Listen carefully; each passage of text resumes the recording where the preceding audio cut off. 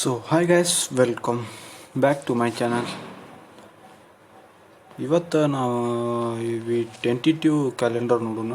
V ಟಿವ್ದು ಈಗ officially release ಮಾಡ್ಯಾರ ಅವರು. ಟೆಂಟಿಟಿವ್ ಅದ, ಇದು ಚೆಕ್ ಮಾಡೋಣ ಏನೇನಂತ.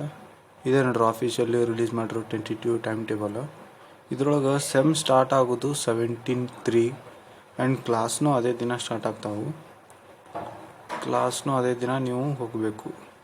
ಮತ್ತು ಲಾಸ್ಟ್ ವರ್ಕಿಂಗ್ ಡೇ ಯಾವಾಗಪ್ಪ ಅಂದ್ರೆ ಇದ್ರೊಳಗೆ ಮೆನ್ಷನ್ ಮಾಡಿದ್ವಿ 28/6 ಮತ್ತು ಪ್ರಾಕ್ಟಿಕಲ್ ಎಕ್ಸಾಮ್ಸ್ 1/7 11 ಥಿಯರಿ ಎಕ್ಸಾಮ್ಸ್ 7/14 9/8 ತನಕ. ಸೆಮ್ ಎಂಡ್ ಆಗೋದು 11.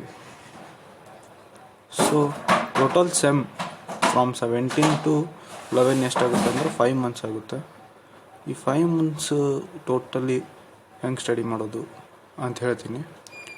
Total working days 17/3 to 28/6 total 3 months working days ಇರುತ್ತೆ.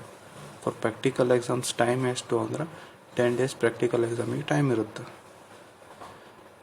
ಸೊ ಈಗ ಸ್ಟಡಿಗೆ ಲೆಸ್ ಟೈಮ್ ಅದ ನಮ್ಮ ಕಡೆ. ಸೊ ಇದರಲ್ಲಿ ಕಾನ್ಸೆಪ್ಟು ಕ್ಲಿಯರ್ ಆಗಿರಬೇಕು. ಸ್ಟಡಿ ವೆಲ್ ಅಂದರೆ ಐಎಗೆ ಚಲೋ ಮಾರ್ಕ್ಸ್ ತೊಗೋಬೇಕು ಮತ್ತು ಪ್ರಾಕ್ಟಿಕಲ್ಸಿಗೂ ಚಲೋ ತಂಗೆ ಸ್ಕೋರ್ ಮಾಡಬೇಕು. ಅಟ್ ಲಾಸ್ಟ್ ಪ್ರೀವಿಯಸ್ ಇಯರ್ ಪೇಪರ್ಸನ್ನು ಪ್ರಿಫರ್ ಮಾಡಬೇಕು. ಪ್ರೀವಿಯಸ್ ಇಯರ್ ಪೇಪರಲ್ಲಿ ಏನಿರುತ್ತೆ ಅದನ್ನು ಸ್ವಲ್ಪ ಮೆಜಾರಿಟಿಯಿಂದ ಓದಬೇಕು. ಇಂಪಾರ್ಟೆಂಟ್ ಟಿಪ್ಸ್ ಅಂದರೆ ಐ ಎ ಎಕ್ಸಾಮ್ಸನ್ನು ಯಾವಾಗೂ ಇಗ್ನೋರ್ ಮಾಡಬಾರ್ದು. ಅದರಲ್ಲಿ ಮೆಜಾರಿಟಿ ಆಫ್ ಮಾರ್ಕ್ಸ್ ಕಂಟೈನ್ ಮಾಡುತ್ತೆ. ಮತ್ತು ನೋಟ್ಸನ್ನು ಪ್ರಾಪರ್ಲಿ ಬರ್ಕೋಬೇಕು, ಕಾಲೇಜಲ್ಲಿ ಹೇಳಿದ್ದು.